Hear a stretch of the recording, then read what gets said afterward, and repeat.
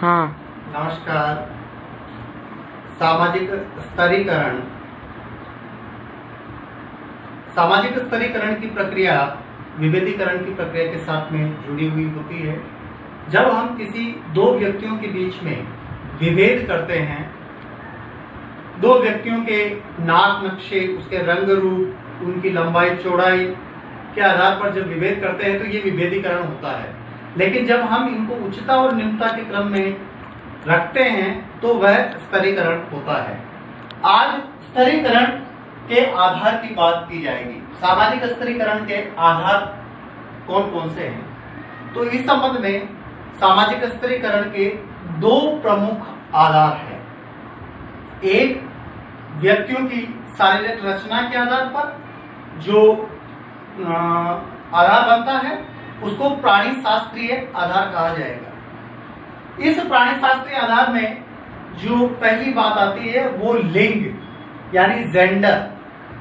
अब जेंडर के आधार पर स्तरीकरण देखा गया है। विश्व में ऐसा माना जाता है कि सभी जगह है स्त्रियों की तुलना में पुरुषों को ऊंचा माना गया है और स्त्रियों को निम्न माना गया है। यहां तक कि इसमें यह भी कहा गया है, क्योंकि यूनानी दार्शनिक अरस्तु ने भी पितृसत्तात्मक की बात कही गई है, यानी जो सत्ता है वो पिता के हाथ में हो, माता के हाथ में नहीं हो। इस तरह की बात भारतीय समाज में जो हिंदू समाज है विशेषकर ये पुरुष प्रधान समाज है। निश्चित रूप से यहाँ पुरुषों की स्थिति ऊंची है और स्त्रियों की स्थिति निम्न मानी गई है। यद्यपि भारतीय संविधान के द्वारा समानता की बात कही गई है, लेकिन फिर भी वर्तमान में हमें यही स्थिति नजर आ रही है कि पुरुषों की स्थिति ऊंची है और स्त्रियों की स्थिति निम्न देखने को मिल रही है। इसके साथ ही सभी जगह ऐसा भी नहीं होते हैं। कई मातृ सत्तात्मक समाज भी पाए जाते हैं, वहां महिलाओं की स्थिति ऊंची होती है। गारो खासी जनजाति के अंदर मातृ सत्तात्मक व्यवस्था पाई जाती है, जिसमें संपत्ति का हस्तांतरण माताओं से पुत्रियों को होता है और पुरुषों की तुलना में महिलाओं की स्टेटस ऊंची मानी जाती है, उनकी परिस्थिति ऊंची मानी जाती है। दूसरे आधार की अगर हम बात करें,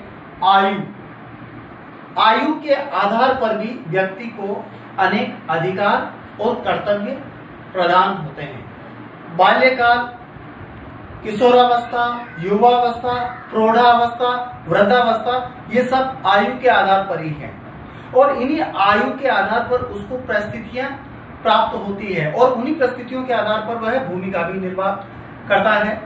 बाल्यकाल में यदि कोई व्यक्ति अपराध करता है तो उसे ना समझ मान करके छोड़ दिया जाता है, लेकिन जब युवावस्था में अगर वो अपराध करता है तो उसको सजा दी जाती है, क्योंकि ये एज फैक्टर है। तो यहाँ अब बात आती है आयु के आधार पर। अब बाल्यकाल की तुलना में युवावस्था की स्थिति ऊंची होती है, क्योंकि उनको ज्ञान वह समझता है, उसमें समझ की भावना आ जाती है और वह उस समय कई परिस्थितियां भी प्राप्त करता है। युवावस्था में जैसे विवाह के स्तर पर अगर होता है तो पति पत्नी अनेक परिस्थितियां होती है। पति पत्नी के अलावा वह दामाद, बहू, इस तरह की परिस्थितियां प्राप्त होती है। वृद्धावस्था, भारतीय समाज पुरुष प्रधान समाज रहा है और संयुक्त परिवार व्यवस्था इसकी विशेषता रही है और इसी आयु के आधार पर वयोवृद्ध व्यक्ति को जो है मुखिया माना गया है और इसी आधार पर गांव के अंदर सरपंच, वार्ड पंच, इस तरह की स्थिति जो है देखने को मिलती है। अब तो वर्तमान में चयन की प्रक्रिया आ गई है। पहले परंपरागत समाज में आयु ही महत्वपूर्ण रखा जाता था। इसमें तीसरी बात हम प्रजाति की करते हैं। प्रजाति जो है वो शारीरिक संरचना के आधार पर होता है। श्वेत प्रजाति अपने आप को ऊंचा मानती है निग्रो प्रजाति की तुलना में। वो कहता है कि निग्रो प्रजाति हमारे से हीन है। जर्मन प्रजाति के लोग अपने आप को सर्वश्रेष्ठ, दुनिया की सर्वश्रेष्ठ प्रजाति मानती है, जबकि ब्लड के आधार पर यह देखा गया है कि सभी समान हैं, परंतु फिर भी यहाँ प्रजाति के आधार पर हमें ये देखने को मिल रहा है, स्पष्टीकरण देखने को मिल रहा है। अमेरिका के अंदर इसी प्रजाति के भेदभाव के आधार पर वहां उसके संविधान में उल्लेखित था कि कोई भी निग्रो व्यक्ति अमेरिका का राष्ट्रपति नहीं बन सकता है, परंतु इस चीज में थोड़ा बदलाव हुआ। अब निग्रो व्यक्ति भी अमेरिका का राष्ट्रपति बन सकता है। संविधान में संशोधन हुआ और बराक ओबामा इसका उदाहरण माना जा सकता है। चौथी बात आती है प्राणी शास्त्रीय आधार में जन्म। किस खानदान में जन्म, अगर ऊंचे खानदान में जन्म लिया है तो उसकी स्टेटस ऊंची मानी जाएगी, और निम्न खानदान में जन्म लिया है तो उसकी स्टेटस निम्न मानी जाएगी। टाटा, बिरला, अंबानी परिवार में जन्म लेने वाले की स्थिति ऑटोमेटिक ऊंची मानी जाएगी, स्वतः ऊंची मानी जाएगी, और बाकी दूसरे आम जन की तुलना में। तो ये प्राणी शास्त्रीय आधार रहे। दूसरे आधार जो है समाज की संस्कृति निर्धारित करती है, वो सामाजिक सांस्कृतिक आधार है, जिसमें पहला हम संपत्ति की बात करते हैं। संपत्ति एक महत्वपूर्ण कारक है समाज में स्ट्रेटिफिकेशन का। अगर अमीर व्यक्ति की स्टेटस समाज में ऊंची मानी जाएगी बजाय गरीब के। संपत्ति जिसके पास में है वो शक्तिशाली है, वो ऐश्वर्य संपन्न वर्ग है, और दूसरा जो संपत्ति लीन है, निर्धन है, कमजोर वर्ग है, वह अपनी दैनिक जीवन की आवश्यकता की पूर्ति भी नहीं कर पाता है। तो इस प्रकार संपत्ति के आधार पर भी वर्ग बनते हैं, इसके जिसमें उच्चता और निम्नता का भाव होता है। इसके बाद में व्यवसाय की बात आती है। मजदूर और चपरासी की तुलना में अधिकारियों की स्थिति ऊंची मानी गई है। आईएएस, आरएस की प्रोफेसर, डॉक्टर, इंजीनियर, इनकी स्टेटस ऊंची मानी जाएगी बजाय चपरासी की तुलना में। तो यहाँ हायरार्की है, उच्चता और निम्नता का भाव व्यवसाय के रूप में देखने को मिलता है। राजनीतिक शक्ति की अगर हम बात करें तो वे व्यक्ति जो राजनीतिक सत्ता प्राप्त है और वे व्यक्ति जो जनसाधारण हैं, तो राजनीतिक क्षेत्र में जिनके पास में राजनीतिक शक्ति है वो शक्तिशाली माना जाएगा, उनकी परिस्थिति ऊंची मानी जाएगी, और जो जनसाधारण हैं जिनके पास में सत्ता नहीं है वो कमजोर माने जाएंगे। यानी कि जनसाधारण की तुलना में जो सत्ता जो धारी है उनकी परिस्थिति ऊंची होती है। इसके बाद जब हम बात करते हैं तो इसके प्रकार क्या है, सामाजिक स्तरीकरण के प्रकार कितने हैं, तो यहां पर बोटोमोर ने एक पुस्तक लिखी थी, क्लासेस इन मॉडर्न सोसाइटी। उसमें बोटोमोर ने 4 प्रकार बताए हैं। 4 प्रकार में सबसे पहले जो है वो दास की बात करता है, दूसरा जागीरे, तीसरा जाति, और चौथा वर्ग, जिसको सामाजिक वर्ग बोलते हैं। ये 4 प्रकार हैं, सामाजिक स्तरीकरण के प्रकार हैं, माने गए हैं।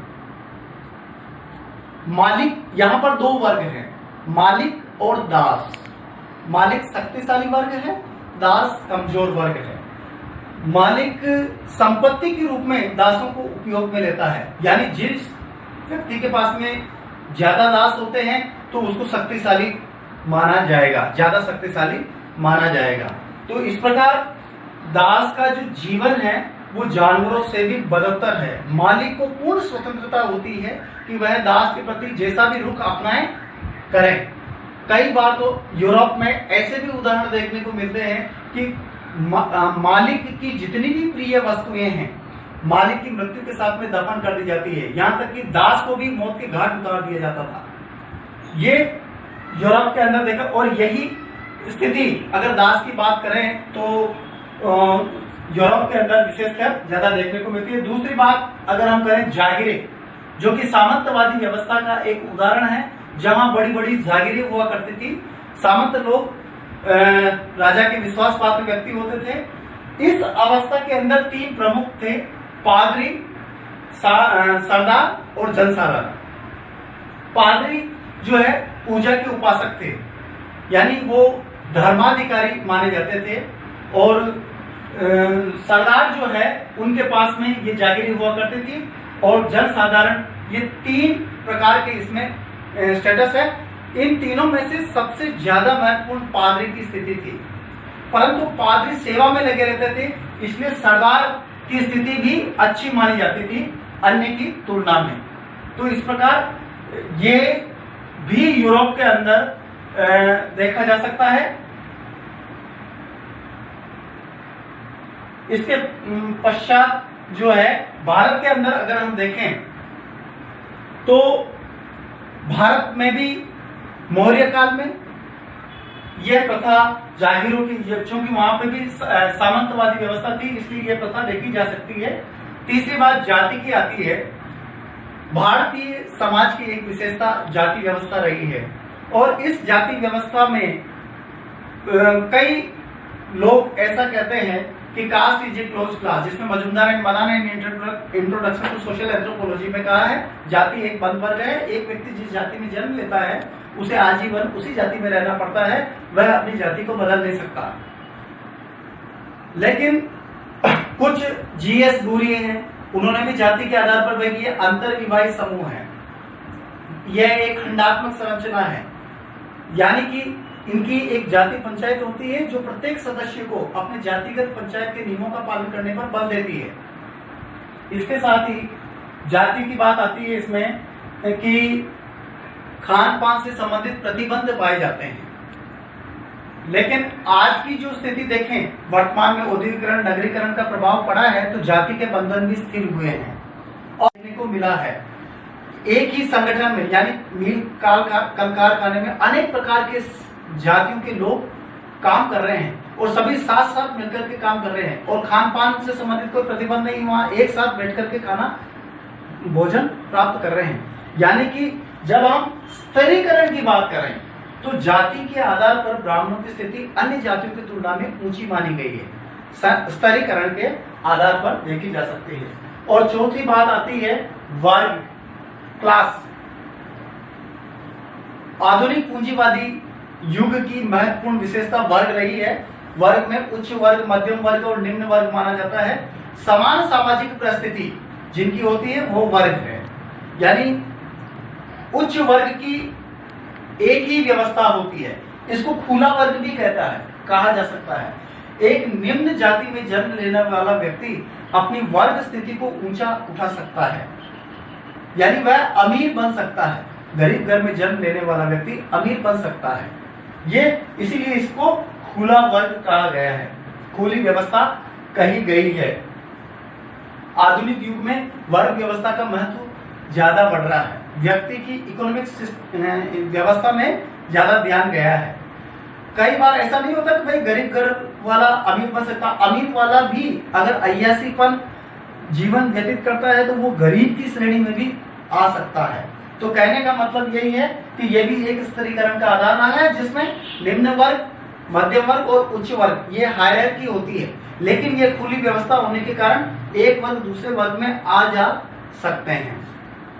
धन्यवाद।